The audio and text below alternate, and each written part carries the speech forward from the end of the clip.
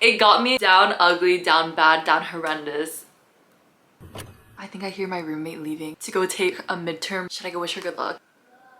Okay, I'm back. Did my due diligence. Hey everyone, it's Sunny. Welcome. We're doing a good old-fashioned book rec video today. Some of my favorite romance books as someone who is not the biggest romance reader. I just wanted to join in on the fun, but like obviously I love romance in books, but like never really like for romance books. I was just like a basic fiction reader. So if you're like me, I'm gonna be recommending some of the most beginner-friendly books in my opinion. Like these are the books that made me feel like I could read romance books. Let me start with the first book, and this is the book that I consider to be like my gateway book into romance, which is People We Meet on Vacation by Emily Henry. I would consider this to be the first romance book that I've ever read and loved. I think I read this in one day. It made me realize that maybe Friends to Lovers does deserve rights. So this one is about our main character named Poppy and our main character named Alex. They met in their freshman year of college and became like instant friends. It's kind of like an opposites attract friendship. Poppy is like super outgoing and like sunshiny, and then Alex is not grumpy, but he's just like more reserved and like the shy one in the relationship, the calm one, you know? They're super platonic for like most of their friendship. So we follow past perspective following when they first meet. We also have a present perspective because no romance is complete without a wedding destination. That's right. In the present day, they haven't been in contact for a couple of years because of something that happened a couple of years ago, and we don't know what it is, but we do build up to finding it out. And you can probably honestly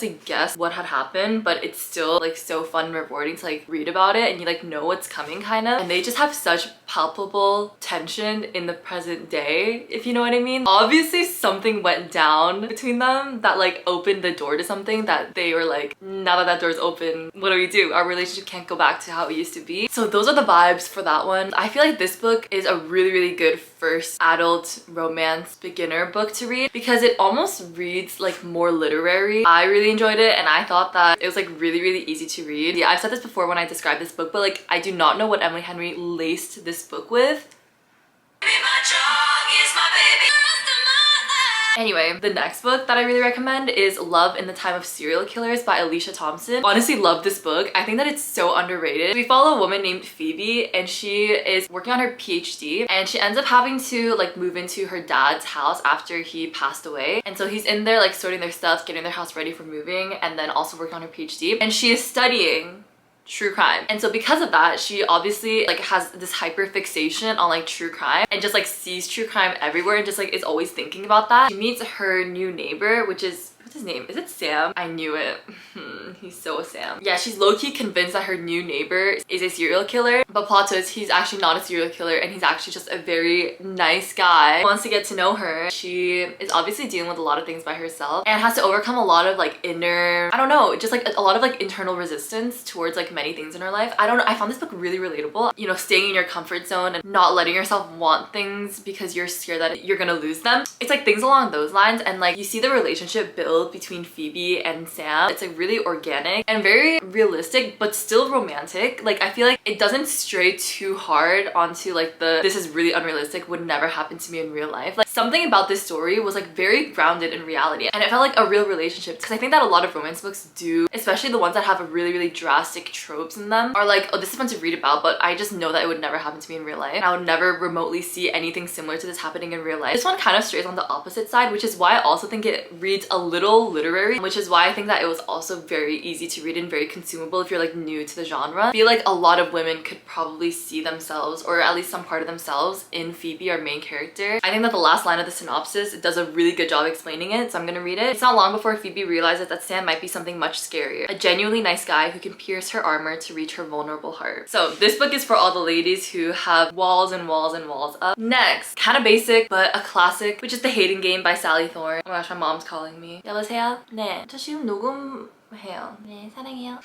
So The Hating Game. Workplace enemies to lovers. Her main character, oh my gosh, I cannot sit still. I'm so sore. Our main character is a woman named Lucy. She works in a publishing house. Her publishing house merges with like an enemy or rivaling publishing house, and that's where we have our other main character, Josh. Both of them are the assistants to the CEO of both publishing houses, and the publishing houses ended up merging. So their office ended up merging, and they end up having to work across the room in the same office, and they hate each other. Everything about them is like very opposite. Lucy's very like whimsical physical, loves art, loves literature, loves books. She grew up on a strawberry farm. She loves collecting little Smurf figurines, loves dressing in bright colors. She wears bright red lipstick every single day. And then Josh is like the complete opposite, where he is like very, very type A, only cares about money, like wants everything in its exact spot where it needs to be. They tease each other like kindergarten kids. That's honestly what it felt like. Throughout all of that, there's like obviously physical attraction there. We're in Lucy's point of view for the entire book, which I love. I don't know if that's a hot take, but like I personally love single POV for romances because I like not knowing the other person's POV. You get to speculate and like read into things, read between the lines, like really psychoanalyze. And if there's one thing about me, I love psychoanalyzing. I get to read into things like, oh, I think that he was thinking this. Oh, I think he actually did this because of this. Lucy,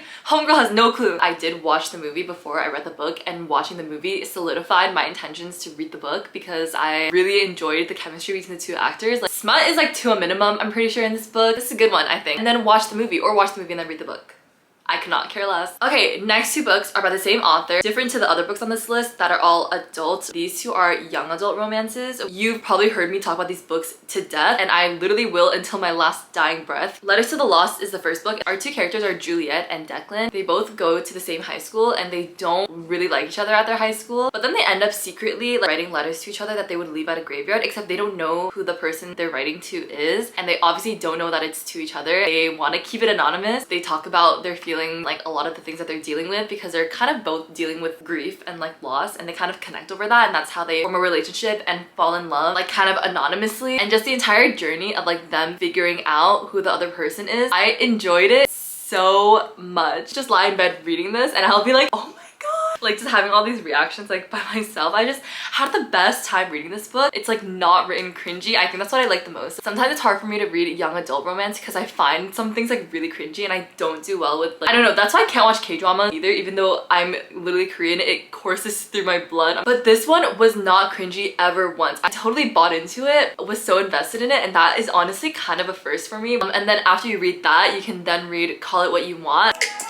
I was editing this and realized that I actually made a mistake, because the book that I was talking about is actually called More Than We Can Tell. Call It What You Want is another book by the same author. It's not a companion book, but it is another book. I would also still recommend that book too. So I'll recommend all three books by this author. That one is about a boy and this girl in high school, and both of them are going through really difficult things in their life. Again, trauma bondings, and they end up being assignment partners for like something, and forming a relationship and kind of opening up to each other, even though both of them are really guarded, especially the guy. He's so guarded, has so many walls up, and then he kind of only opens up to her when they're like doing their math assignment together or whatever. I really enjoyed that one too, and it was really good. Our main character in this one is, he's a boy named Rev, and he's Declan's best friend who we meet in the first book. I instantly loved him in the first book, wanted to learn more about him. He, you know, was living with a foster family, and it's clearly like things had happened in his childhood that like really affected him, and we don't know what happened. And so I was so curious and so happy that I saw that we had a second book, and then we learned a lot more about his past and like a lot more about his biological father, who starts trying to contact him. Another main character who's a new character, her name's Emma. She is like dealing with her own stuff too, and her and Rev end up meeting by accident. They end up randomly like confiding in each other. The bonding, there's a lot of trauma bonding in these two books. I wish that there were more books like in this universe. Anyway, I highly recommend those. Any day I recommend those. Next, we're gonna get into, obviously, can't not talk about Coho. She is like pretty well known for like her wild books, like wild plot twists, and like toxic, unhealthy relationship. Personally, my favorite Colleen Hoover books are the ones that kind of like more literary. I'm gonna recommend two for you guys, Reminders of Him. I really enjoy this one because yes, there's a romance, but it's not the most important part of the book. The most important part of the book is our main character Kenna's relationship with her daughter. She has just been released from prison, and all she wants to do is go back to her hometown and reconnect with her daughter, who she did not get to see. Oh, just the interpersonal conflict in this is so heart-wrenching and so heartbreaking. And then she meets this guy named Leisure, who owns like the bar in the town that she goes to, and there they meet, and there's an obvious attraction there. But then she actually finds out that Leisure is her ex-partner's best friend, so he's like wrapped up in taking care of her daughter, but he's also like falling in love with her. It's just so messy and complicated. That's why I think that this book is a good one to read, because you have a lot more to focus on, and it's about a lot more than just the relationship, which sometimes I find can become boring. The other Colleen Hoover book that I would recommend for like a first timer is Heartbones. I follow a girl named Bea, and she had a really rough upbringing, young, and like her mom was an addict, did not take care of her. She's kind of had to fend for herself. But then after her mom dies at the beginning of this book, she has no other choice but to reach out to her biological father. Turns out he's a wealthy man who has a wealthy cottage and just runs in all these rich circles. So she reconnects with her father and they end up going to like his lake house, beach house, whatever. And then she meets her half-sister and her half-sister's like friends. One of her sister's friends that she meets is a boy named Samson. Really intrigued by him, he's intrigued by her. Both of them are keeping a lot of secrets and like really guarded, have a lot of walls up. They kind of both decide it's gonna be like a summer thing. The epilogue to this book really got me. It got me down ugly, down bad, down horrendous. Next I have again 2 books by the same author. Of course, can't leave out Christina Lauren. The first one is 11 Other Words. This one's really famous. I don't even know if I need to explain all of it, but it's like childhood friends to estranged to lovers, where both of them kind of connect. It's like summer beach house trope. They both connect over the fact that they love books and like reading and like words and teenager things that happen, and it complicates their relationship and they kind of end up losing contact, and then you see them reconnect randomly, like running into each other as adults. The other book is Josh and Hazel's Guide to Not Dating. Josh and Hazel are really good friends, so they decide to like set each other up on dates and go on all these double dates, and I feel like you can definitely see where this is going because they just fall in love with each other instead of falling in love with their dates. So I think those are 2 just like easy ones to kind of go through. And then the last book that I'll recommend is The Simple Wild by K.A. Tucker. We follow our main character. I think her name is Kala. Is her name Kala? She goes to this random town in Alaska. She figures out that her father, who she does not really have a relationship with, has a terminal illness, so she's going to spend time with him and hopefully like reconcile the relationship, like a last attempt kind of thing. And when she goes there, she meets Jonah, who was the pilot who flew her there, her dad's neighbor. He's kind of like responsible for her, like to help her settle in and show her around town and, you know, help her out with everything that she needs. But he just immediately does not like her and becomes irritated by her because he thinks that she is something that she's not. Like he thinks that she's like some prissy like city girl, when actually she's just there to like reconnect with her ailing father. They end up, you know, settling their misunderstandings and have a relationship with each other, and forced proximity, grumpy sunshine definitely, hate to love definitely, with like a makeover scene like sprinkled in there, and it is just fun. What else could you want besides just a fun read? Anyway, that was the last book that I kind of had to recommend. Please recommend to me all of your favorite romance books or books that you would recommend for someone who's like just trying to get into the ropes of it. And yeah, that's gonna be all for me. Thank you so much for watching. Be sure to subscribe down below if you haven't already and follow me on all my socials. They're all linked in the description as always, and I'll see you all in the next one.